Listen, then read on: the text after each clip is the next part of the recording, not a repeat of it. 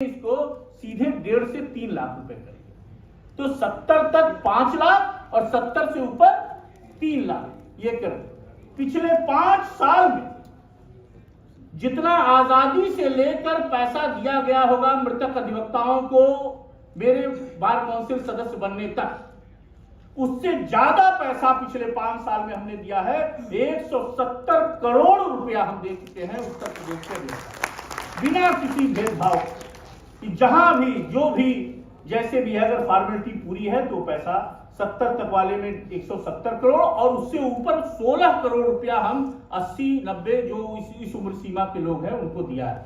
तो हम लगे हुए हैं कि अधिवक्ताओं के कल्याण के लिए जो किया जा सकता है। इसके अलावा पहले आप सब लोग जो वकील हैं टैक्स के, मैं निवेदन करूंगा कि अधिवक्ता कल्याण निधि के मेंबर जरूर बने। आप 5,000 रुपया किसी बैंक में जमा करेंगे तो 30 साल के बाद अगर किसान विकास पत्र एफडी जो रेट चल रहा है तो आपको 40,000 रुपए मैक्सिमम मिलेगा। हिंदुस्तान का कोई बैंक पोस्ट ऑफिस इससे ज्यादा नहीं देगा। आप 5,000 रुपया यहां किसी मेंबर की चाटुकारिता मत करें, सीधे दारुल सफा में जाइए B24 में और कोई व्यक्ति मिले उसको आप जाकर दे दीजिए ड्राफ्ट। 5,000 रुपया आप जमा करेंगे, 30 साल बाद इसको 5 लाख रुपया हमने कर दिया है। ये जीते जी अलग मिलेगा, उसमें 40,000 मिलेगा, इसमें 5 लाख रुपए मिलेगा। और 25 नवंबर 2021 को हमने इसको 1.5 से 5 लाख रुपए कर दिया, 300% से ज्यादा बढ़ाकर। और अभी एडवोकेट प्रोटेक्शन एक्ट का हमने जो ड्राफ्ट करके गवर्नमेंट को दिया है उसमें इस राशि को हम 20 लाख रुपया ले जाने वाले हैं।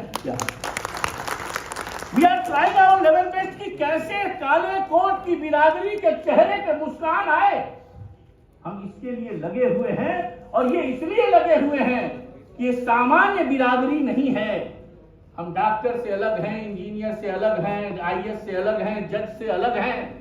हिंदुस्तान में नहीं, पूरी दुनिया में कहीं कोई बदल हुआ, परिवर्तन हुआ, कोई क्रांति आई, कहीं कोई अन्याय के खिलाफ खड़ा होने वाला कोई व्यक्ति हुआ तो यही बिरादरी खड़ी हुई। मैं कहना बहुत नहीं हुआ। एक ताना साहब था पाकिस्तान का, परवेज मुशर्रफ, उसने चीफ जस्टिस को वहां इफ्तार चौधरी को बर्खास्त कर दिया। सारे नेता, सारे जज, सारे IAS डर गए पाकिस्तान के, कौन इससे बोलेगा। बिना किसी योजना के 9 मार्च 2007 को अगले दिन इस्लामाबाद की सड़कों पर 80,000 वकील निकल आया और कहा ये परवेज मुशर्रफ, चीफ जस्टिस को भी बर्खास्त करो और पाकिस्तान में लोकतंत्र भी बहाल करिए। यह मांग लेकर सड़क पर हम लड़ने वाले कौन। हम आपको उदाहरण देना चाहते हैं, रायबरेली में इंदिरा जी के खिलाफ, जब इंदिरा जी के खिलाफ राजनारायण चुनाव लड़े और चुनाव हार गए तो इलेक्शन पिटीशन हुआ, जस्टिस जगमोहन सिन्हा का ऑर्डर हुआ इंदिरा गांधी के खिलाफ, उन्होंने पार्लियामेंट की सदस्यता समाप्त हुई। उसके बाद उस ऑर्डर को लेकर इंदिरा जी देश के वकील नानी पालकीवाला के घर गए। पालकीवाला ने कहा कि हम इस केस को बहस करेंगे और संभावना है कि आपको स्टे दिला दे। 23 जून 1975 को जस्टिस कृष्णा अय्यर की बेंच ने उसमें इंट्रीम ऑर्डर दिया और इंट्रीम ऑर्डर देने के बाद ये कहा कि इंदिरा गांधी पार्लियामेंट की प्रोसीडिंग को अटेंड करेंगी।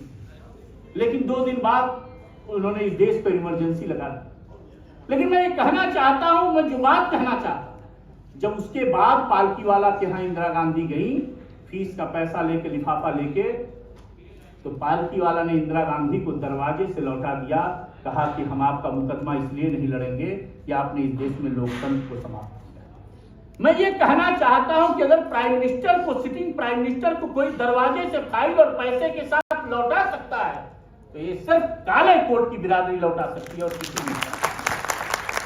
तुम्ही ने रक्त देकर रंग के उत्सव मनाए थे, तुम्ही तो सर कफन बांधे सरे मैदान आए थे, तुम्हारे ही जलाने से जलेगी क्रांति की ज्वाला, जरूरत पड़ गई है फिर तुम्हारी आज भारत को, जरूरत पड़ गई है फिर तुम्हारी आज भारत को। हम दान मांगकर बनारस हिंदू विश्वविद्यालय बनाने वाले मदन मोहन मालवीय हैं, हम बरडोली के आंदोलन को लीड करने वाले सरदार पटेल हैं, हम स्वदेशी की बात करने वाले एडवोकेट बाल गंगाधर तिलक हैं, हम मजदूरों की बेहतरी की बात करने वाले एडवोकेट लाला लाजपत राय हैं, हम किसानों की बेहतरी की बात करने वाले चौधरी चरण सिंह हैं, हम गोलमेज सम्मेलन में हिंदुस्तान का नेतृत्व करने वाले महात्मा गांधी और बाबा साहब भीमराव अम्बेडकर हैं, हम इस देश के पहले प्रधानमंत्री नेहरू हैं, हम इस देश के पहले राष्ट्रपति राजेंद्र प्रसाद की बिरादरी के हैं, हम पहले स्पीकर मालेंकर की बिरादरी के हैं और उत्तर प्रदेश के पहले मुख्यमंत्री गोविंद बल्लभ पंत की बिरादरी के। और इसलिए हम काले कोट की बिरादरी से कहना चाहते हैं कि हम भी शपथ लें इस कार्यकारिणी के साथ। Today we must take oath with firm determination.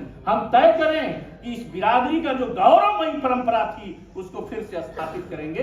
इसके लिए आज हम लोग को भी शपथ लेने की जरूरत है और इसके लिए 3 शपथ आज लेने की मुझको जरूरत है। सभी काले कोट वालों को ये वोट मांगने वाले नहीं कहेंगे, मैं आपसे कह रहा हूं। एक तो हम लोग बिलो द बेल्ट अटैक करना बंद कर दें।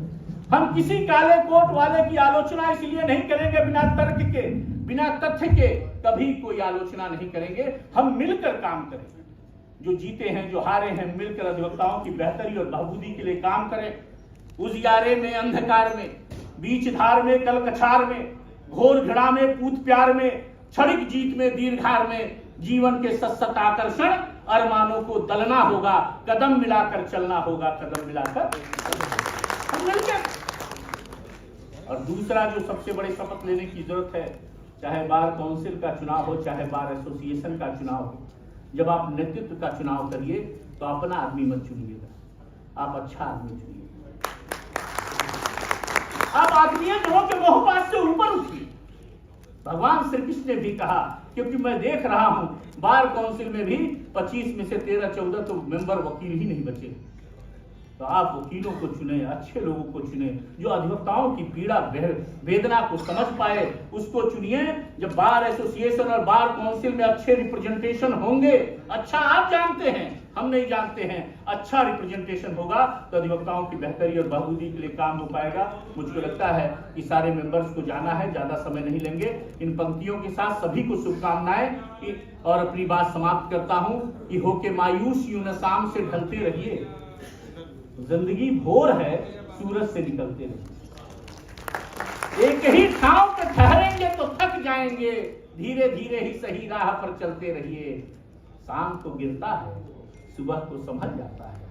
आप भी सूरज की तरह गिर के संभलते रहिए। आप भी सूरज। बहुत बहुत धन्यवाद। आमंत्रित